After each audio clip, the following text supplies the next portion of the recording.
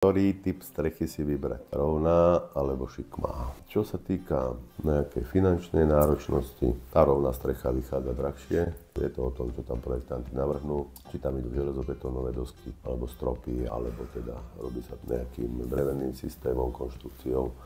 Ale rovná strecha je finančne náročnejšia. Pri tých rovných strechách veľký pozor treba dávať a dbať na tú hydroizoláciu tej strechy. A treba robiť tie zatopové skúšky, treba si to pred zakrytím, pred tým štvrkovým násypom fakt perfektné. Iskrovú skúšku spraviť, zátopovú skúšku, treba si to perfektne prekontrolovať do budúcna, aby si tá voda tam nejakú cestičku nenašla. Pri tej škrydle, pri tých šikmých strechách tento problém odpadá. Keď sa samozrejme zase musí byť dodržané nejaké normy, keď sa tá škrydla osadí, tak tým pádom není možné, aby tam nejak zatekalo, alebo teda podfúkovalo sneh, alebo niečo podobné.